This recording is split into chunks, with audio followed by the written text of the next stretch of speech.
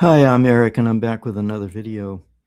It's Sunday morning here, July 12th, 2026, and there's a number of items that I wanted to bring to your attention so that you can be better informed about our current situation. I'm calling this segment a more signposts pointing towards more intense war in Ukraine and in Iran, and also nuclear brinkmanship. So just a few items here. The first one is that the general mood in Russia is to finish the job. I have, there's mixed feelings. There's some people in Russia have a kind of ingrained sense of appreciation of the West and wanting to be part of the West and so on and so forth.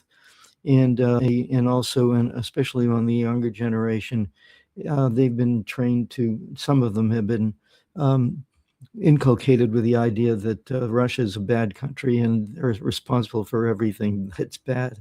I get comments saying, "Oh yeah, Russia killed 100 million people of their own people. That's why it took them so long to win World War II." This kind of foolishness. But there's a YouTuber named Levan Godadze, and he also he comments on these kinds of issues and brings especially voices in Russia that we don't usually hear from. So, for example, there was a YouTube channel years ago that featured a fellow named I think his name is Vladimir Solovyev, and he's a very, very popular TV host. He's got maybe the most or one of the most popular news shows, and they're like talk shows. So Solovyev is the host, and then he has maybe three or four, maybe five, well-known experts standing at their podiums, and then he asks a question, and they have these discussions. And Solovyev has been a consistent supporter of Putin throughout the years. However, even he is saying, that this war is going on too long and they really need to sort of, quote unquote, finish the job. So we're seeing that this is happening. The intensity of the war on the ground is increasing, despite what the Western media says about Russia losing. Facts on the ground indicate that they are actually moving forward. They're causing intense strikes on primarily weapons-making facilities in Ukraine, and they're also threatening the Western countries, because the Western countries are providing them with weapons that are attacking Russia. So they're hiding behind Ukraine, pretending to be neutral. The United States continues to say, "Oh, we're just mediating between Ukraine and Russia," when in fact, Marco Rubio said, "Well, actually, we are on the side of Ukraine." So how can you be a neutral mediator when you're supplying intelligence, weapons, advice, and everything that's needed to fight the war? You're just not the one visibly pushing the buttons, although the U.S. may be pushing the buttons. But no, there aren't any TV cameras in headquarters of Ukrainian military installations to indicate that. So there's that aspect of it. Now, the other video I saw, there's another academic who some of you may know of named Jeffrey Sachs. And Jeffrey Sachs was one of the quote-unquote Harvard boys. After the fall of the Soviet Union, he had this idea that he was going to help bring Russia into the West. And he, according to his story, provided Poland with kind of a bridge loan, which helped them get through a tough economic time and make a transition into the West. And I know, I have one Polish friend who tells me that things were going great in Poland. Well, I wouldn't say exactly great, because she had been a medical student, and she told me that her friends, worked their butts off, and worked very, very long hours. So it sounds like under the new capitalist system, it's not the greatest working conditions. But in any case, Poland does seem to be reasonably well off economically, even though it's not like an industrial power. But Sachs went on to say that he had actually planned to do a similar package for Russia, and his requests to do that were flatly turned down by the George H.W. Bush administration. So, in other words, the plan to end the Cold War was basically a ruse by the West to ultimately take down Russia. That is what has been happening. And it's taken Russia a very long time, not only to figure it out, but to try to negotiate a way forward that would not involve a war. And just recently, Russia was accused of violating its agreements, when in fact it was in 2014 that a coup occurred, fomented by the United States, followed by attacks of this coup regime on Russian speakers in eastern Ukraine, and anybody who spoke Russian actually was under attack. Eventually, there was fighting broke out. There was something called the Minsk Agreement, and that was an agreement that would give the people in predominantly Russian-speaking areas some autonomy, and that didn't work. Then in 2015, fighting broke out again. The coup regime's military was about to be devastated at a town called Debaltsevo, and Angela Merkel went to Moscow and said to Putin, please let's work this out. But in fact, that was also a ruse to give the Ukraine government time to build up a huge military, which Donald Trump helped to do, even though he says he had no hand in it. So you have this ongoing situation where Russia has been continually threatened and encircled with the intention of bringing it down. And as I say, Jeffrey Sachs discussed the latest NATO summit, which was essentially a hate Russia fest in this military bloc of countries that are deindustrializing. You have countries like Germany, who had a perfectly decent economic relationship with the Soviet Union and with Russia to get cheap Russian energy. And then they got into their heads that they were going to punish Russia and cut it off of its income by no longer getting its energy from Germany. So that's what they did. And now Germany has to go to their friend for Freedom Energy from the United States, for which they pay 2 or maybe 3 times more, which is decimating German industry and resulting in companies like Volkswagen basically having to fire thousands and thousands of workers. So the solution to the problem, since nobody's buying Volkswagen cars and the cost of the cars is too high relative to the better engineered and cheaper Chinese cars, is to start building tanks. So they're headed towards a war with Russia, the NATO powers. Next, we had economist Richard Wolff, and he also explains the historical basis of the centuries-long war on Russia. He points out that the current war of which Russia is accused of starting is only one in a long chain of wars by the West on Russia. So this as it's called the Drang nach Osten, which means the drive towards the east. That is the obsession of the European powers with invading Russia has gone on. The Poles invaded, the Swedes invaded, the French under Napoleon invaded and it wasn't just France, it was a number of other countries invaded Russia. And then the Crimean War, that was another invasion of Russia by Britain, Turkey, France, the then what constituted Italy, the island of Sardinia. That was another attack on Russia. Then in World War I, Russia's again attacked by Germany.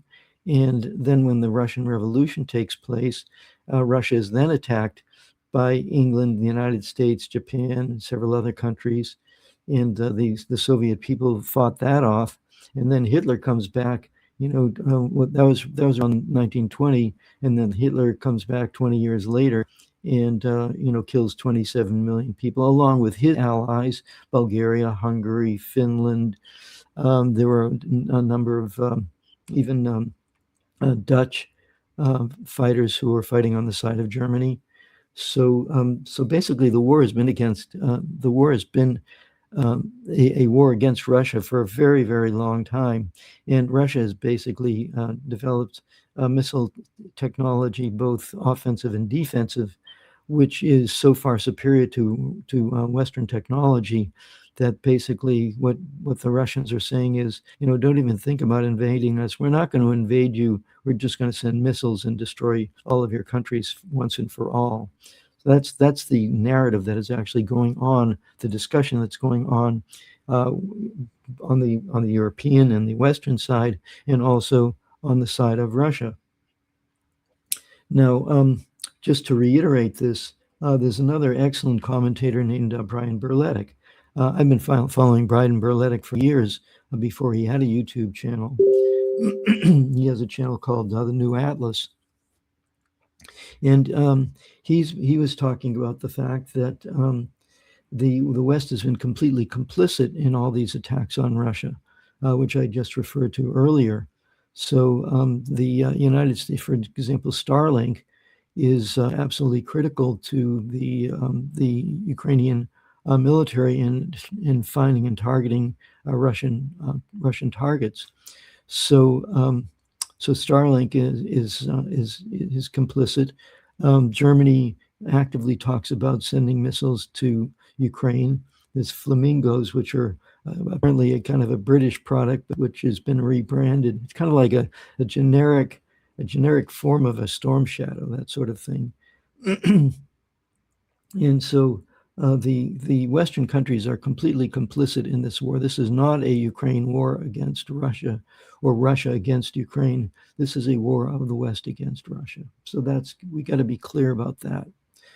Now, next is the issue of Iran. And there was, the United States, again, with Israel, just summarily attacked Iran, not once, but twice during negotiations, by the way, causing a lot of damage and killing the leader and his family. But contrary to what they expected, the Iranian military bounced back. They reconstituted the government and gave Israel and the United States a resounding defeat by destroying a lot of Israeli facilities and also many military facilities in the Arab countries of the Gulf, such as Qatar and Saudi Arabia, Kuwait, Jordan, and so on. And of course, they have nothing to do with the war. It's between the United States and Iran. But when their countries get attacked because they're hosting U.S. military bases on soil, they say, "Oh, why are you doing that to us?" Well, maybe you shouldn't have invited the arch enemy of Iran, which you very well knew was the arch enemy, and you secretly are the arch enemy of Iran. So don't be surprised if your country gets attacked. So now they're talking about, well, maybe we should make friends with Iran. We'll see how sincere that is. Probably not very sincere, but that's that part of it. And the question that I've been asking and other people have been asking is that in this latest round of they call tit for tat attacks.